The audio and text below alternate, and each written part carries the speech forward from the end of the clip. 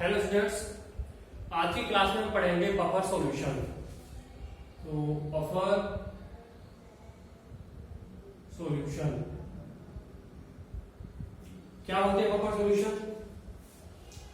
Buffer solution ऐसे solution होते हैं जिनमें अगर थोड़ी अमाउंट में एसिड या बेस डाला जाए तो उनकी पीएच में बहुत थोड़ा सा चेंज देखने को मिलता है ना।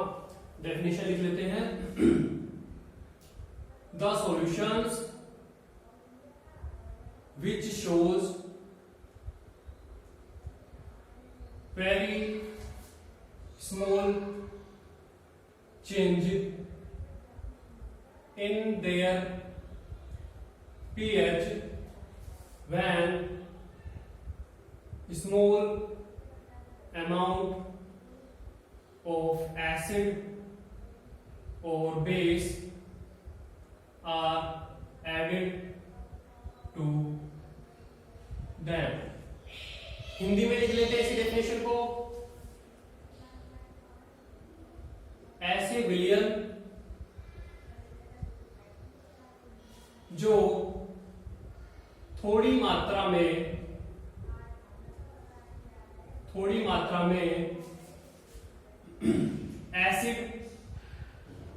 एसिड दैट मीन्स अम्ल या बेस क्षार के डाले जाने पर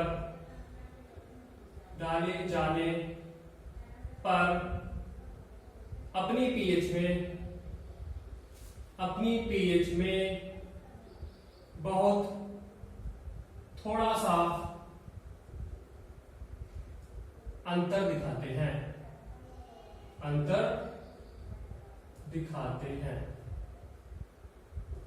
ठीक है, डेफिनेशन क्लियर हो गई।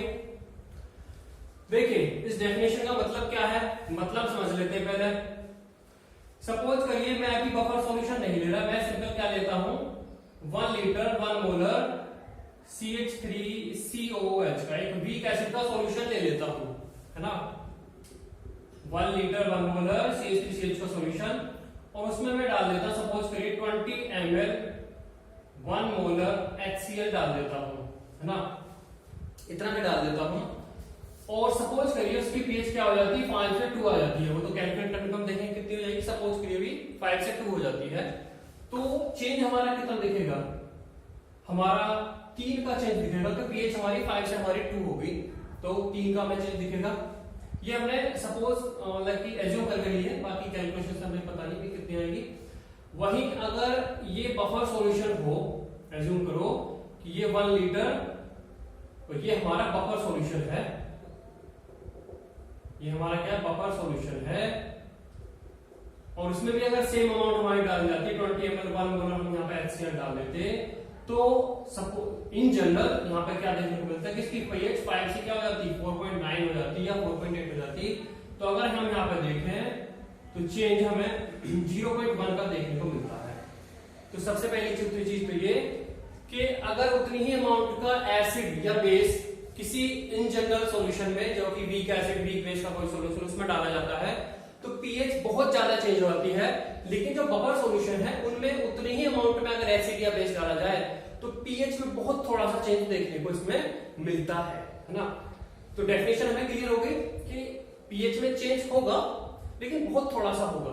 ठीक है, और दूसरी चीज एक ये कि स्मॉल अमाउंट ऑफ एसिड या बेस डाला जाना चाहिए। हमारा क्या है, जैसे कि ये 1 लीटर हमारा था, तो यहाँ पे 20 ml हमने लिए, तो 20 ml 30 ml इस तरीके से तो चलेगा।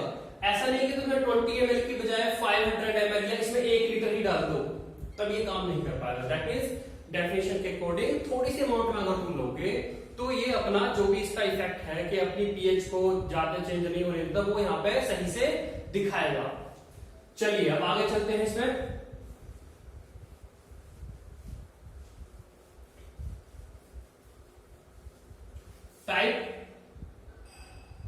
टाइप्स है ना, प्रकार। कितने प्रकार के हमारे लिए होते हैं? ये 2 टाइप्स के होते हैं। ये हमारे क्या होते हैं? 2 टाइप्स के होते हैं, acidic acidic buffer solution, acidic buffer solution that means अम्लीय बफर सॉल्यूशन, अम्लीय बफर सॉल्यूशन। और बेसिक बफर सॉल्यूशन,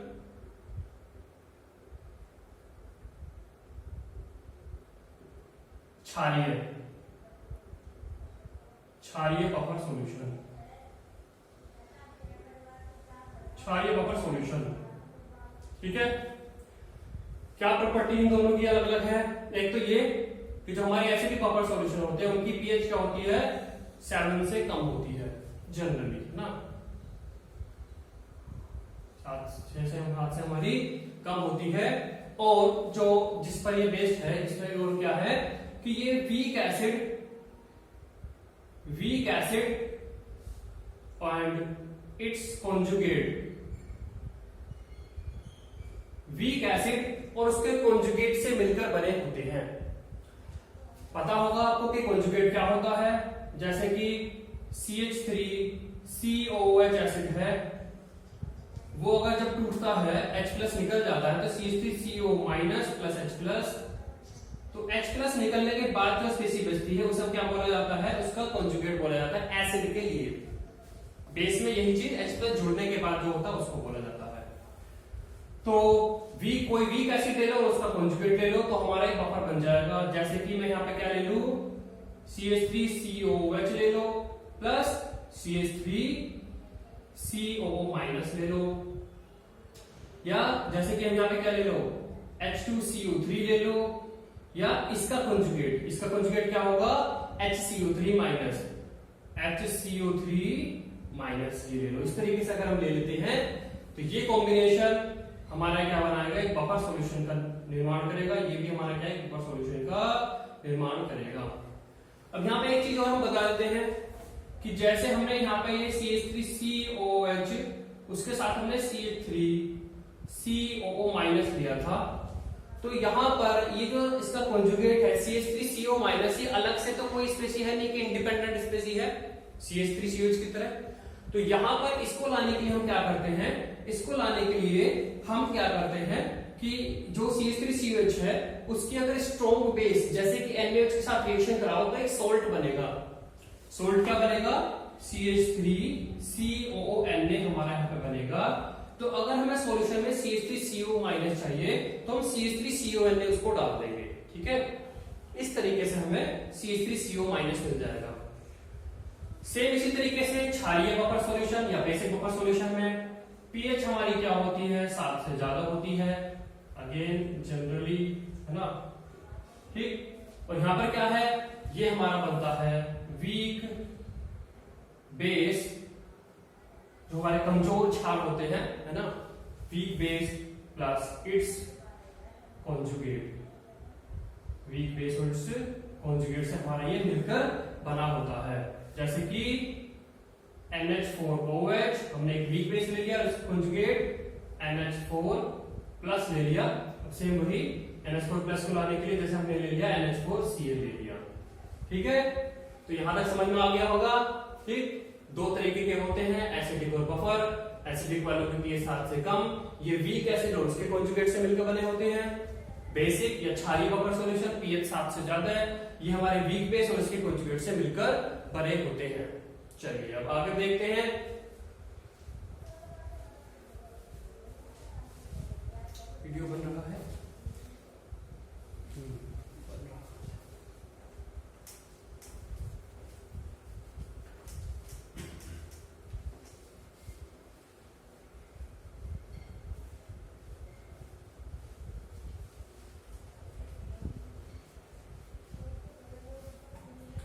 अब हम यहाँ पे देखते हैं कि बफर सॉल्यूशन में ऐसा क्या होता है कि वो अपनी पीएच को इतनी आसानी से चेंज नहीं होने देता या फिर बहुत थोड़ा सा चेंजेस में होने देता है।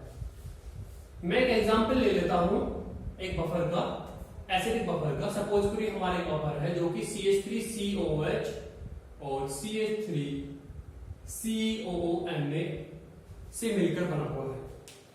एक मैं एसिडिक बफर ले लेता हूं जो कि हमारा एसिडिक एसिड और सोडियम एसिटेट के मिक्सचर से हमारा बना हुआ है। ठीक है, यहां पर आप देखिए जो CH3COH है वो एक एसिडिक है, दैट मीन इसका मतलब इसकी जो नेचर है वो अम्लीय है या एसिडिक है। एसिडिक है मतलब अम्लीय है, ये हमारा अम्लीय प्रवृत्ति का होगा। CH3CONA, CH3CONA हमारा क्या है, सोल्ट है, लेकिन सोल्ट की भी अपनी क्या होती है, एसिडिक या बेसिक नेचर होती है। ये हमारा सोल्ट है वीक एसिड और स्ट्रॉन्ग बेस। तो अगर ये सोल्ट हमारा वीक एसिड और स्ट्रॉन्ग बेस है तो सोल्ट होने के बावजूद भी इसमें जो स्ट्रॉन्ग वाली चीज थी, दैट मीन स्ट्रॉन्ग बेस, उसकी प्रवृत्ति नजर आएगी। दैट मीन्स ये हमारा सोल्ट जो है बेसिक नेचर का होगा, ये हमारा क्षारीय प्रवृत्ति का हमारा होगा। ठीक, अब चलिए आगे, है ना। पहला हम यहां पर केस 1 ले लेते हैं। Small amount of NaOH is added,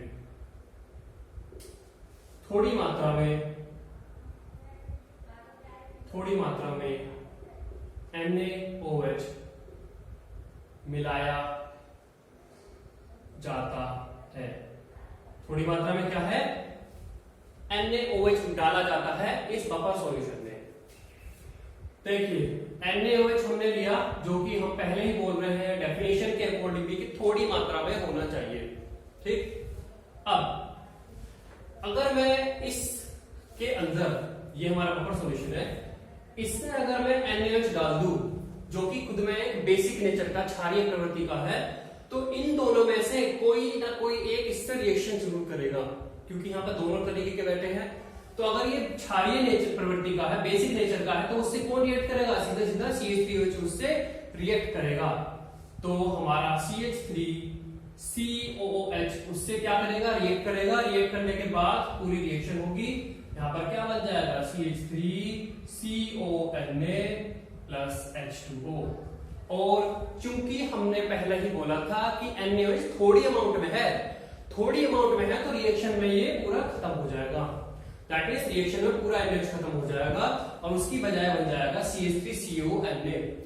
अगर हम यहाँ पर ध्यान से देखें, अगर यहाँ पर NaOH के साथ रिएक्ट करने के लिए CH3COH सपोज करिए नहीं होता, तो यहाँ पर क्या होता कि जितना भी NaOH था सारा का सारा अपनी स्ट्रॉन्ग बेस वाली जो टेंडेंसी थी उसकी वजह से पीएच को बहुत ज्यादा क्या कर देता, चेंज कर देता, बदल देता। लेकिन अगर हम यहाँ पर देखें तो एक तरीके से क्या हो गया है, एक तरीके से एक स्ट्रॉन्ग बेस, प्रबल क्षार, एक वीक बेस, है ना, वीक बेस, एक कमजोर क्षार। CH3CONA भी बेसिक होगा, लेकिन ये सोल्ट है तो बहुत वीक बेसिक इफेक्ट जनरेट करेगा। तो एक तरीके से देखें तो NaOH जो कि हमारा स्ट्रॉन्ग इफेक्ट जनरेट करता, अपनी स्ट्रॉन्ग नेचर की वजह से वो एक वीक में कन्वर्ट हो गया। उदाहरण के लिए ऐसा समझिए कि आप मोटरसाइकिल पर हेलमेट लगाकर अगर चल रहे हैं और एक्सीडेंट हो जाता है तो चोट तो लगने की फिर भी संभावना है, चोट लग सकती है, सर पर चोट लग सकती है, लेकिन हेलमेट होने की वजह से चोट का जो प्रभाव वो कम हो जाएगा। तो यहाँ पर किसने बचाया, हेलमेट ने बचाया। तो यहाँ पर इस पीएच को चेंज तो होना ही था, पीएच तो चेंज होगी अगर हमने सॉल्यूशन में ऐसे डाले, लेकिन प्रभाव उसका कम नजर आएगा, क्योंकि बफर ने उसकी जो रिएक्शन थी उसको एक तरीके से काउंटरएक्ट करके उसको बहुत वीक इफेक्ट उसका जनरेट कर दिया। केस 2 हम देख लेते हैं। Case 2, small amount of HCl, suppose करिए HCl जो कि हमारा क्या है, एक स्ट्रॉन्ग एसिड है, प्रबल अम्ल है, HCl is added. That means थोड़ी मात्रा में HCl मिलाया जाता है, थोड़ी मात्रा में HCl मिलाया जाता है। ठीक है, इसको अभी हम यहां से हटा देते हैं, ये तो हम एक्सप्लेन कर चुके हैं। देखिए थोड़ी मात्रा में HCl मिलाया जाएगा तब हमारा यहाँ पे क्या होगा, हम यहाँ पर HCl डाल रहे हैं थोड़ी मात्रा में। अब HCl क्या है, हमारा एसिड है, तो एसिड के साथ रिएक्ट करने के लिए क्या आएगा, बेस चला आएगा। बेस चला आएगा मतलब CH3CONA यहाँ पर तुरंत रिएक्ट करने के लिए आएगा। रिएक्ट करने के बाद हमारा क्या बनेगा, CH3COH बनेगा प्लस NaCl। NaCl तो एक स्ट्रॉन्ग एसिड स्ट्रॉन्ग बेस का सॉल्ट है, तो उससे पीएच, उनकी तो पीएच पे कोई अंतर डालते हैं नहीं। ये हमारा थोड़ी अमाउंट में था, तो ये हमारा क्या हो जाएगा, यहाँ पर खत्म हो जाएगा। खत्म हो जाने के बाद हम यहाँ पर देखते हैं कि HCl किसमें फाइनली हमें नजर आता है कन्वर्ट हुआ। HCl जो कि एक हमारे स्ट्रॉन्ग एसिड था, प्रबल अम्ल था, वो हमारा एक वीक एसिड में चेंज हुआ हमें नजर आता है, एक कमजोर अम्ल में हमें नजर हुआ आता है। तो सेम उसी तरीके से पहले एग्जांपल की तरह HCl डालने पर अगर उसको काउंटरैक्ट, उसके साथ प्रतिक्रिया करने के लिए कुछ नहीं आता, तो वो अपना पूरा का पूरा असर जो भी होना था वो वहां पर दिखाता। लेकिन अब क्योंकि बफर के पास दोनों इस टाइप से चीजें होती हैं, तो वे एसिड या बेस दोनों टाइप की चीजों के साथ रिएक्शन करते हैं और उनके प्रभाव को बहुत कम कर देते हैं। तो ये हमें समझ में आया होगा। चलिए अब हम इसके फॉर्मूले को ड्राइव कर लेते हैं और एक क्वेश्चन करते हुए इस वीडियो को हम समाप्त करेंगे, न्यूमेरिकल को सोल्व करते हुए।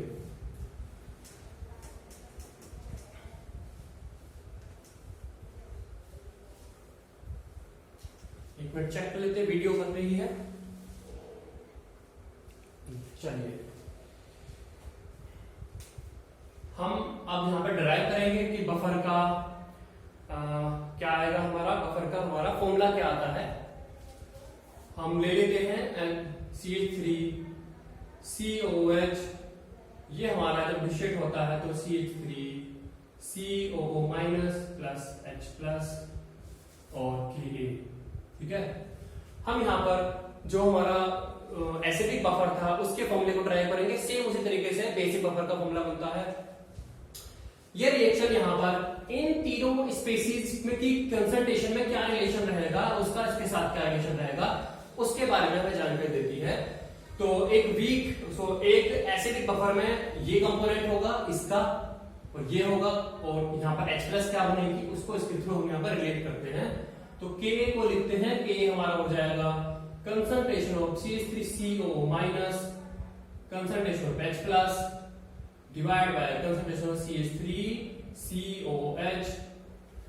इसको हम रीअरेंज कर लेते हैं, H प्लस को नीचे ले आते हैं, Ka को उधर ले आते हैं, तो 1/H plus equal to 1/Ka into concentration of CH3COO minus divide by concentration of CH3COOH, ठीक है। दोनों तरफ log लेने पर, taking log on both side, दोनों तरफ log लेने पर क्या हो जाएगा, log 1/H plus equal to log 1/Ka, multiply log में बदल जाएगा प्लस में, तो log CH3COO माइनस और CH3COOH ये आ जाएगा। हमने फर्स्ट क्लास जब पीएच पढ़ाया था उसमें पढ़ाया था कि log 1/H प्लस क्या होता है, पीएच, log 1/Ka वाला हो जाएगा pKa प्लस log, अब यहाँ पर देखिए CH3CO माइनस क्या है, कॉन्जुगेट है ना, तो हम यहाँ पर कंसंट्रेशन क्या लिखेंगे, कॉन्जुगेट की concentration divide by weak acid की कंसंट्रेशन। तो ये हमारा फॉर्मूला हो गया एसिडिक बफर के लिए। एसिडिक बफर, अम्लीय बफर के लिए हमारा ये फॉर्मूला हो गया। उसी तरीके से बेसिक बफर के लिए बन जाता है। बेसिक बफर के लिए हमारा फॉर्मूला बन जाता है POH equal to PKB plus log concentration of conjugate divide by concentration of weak base, ठीक है। ये दोनों फॉर्मूले इस तरीके से ड्राइव हो जाते हैं। चलिए अब आगे चलते हैं। अब हम एक न्यूमेरिकल जिसको दो पार्ट में हम तोड़ेंगे, ए और बी में, और वहां पे एक्सप्लेन करेंगे। चलिए आगे चलते हैं।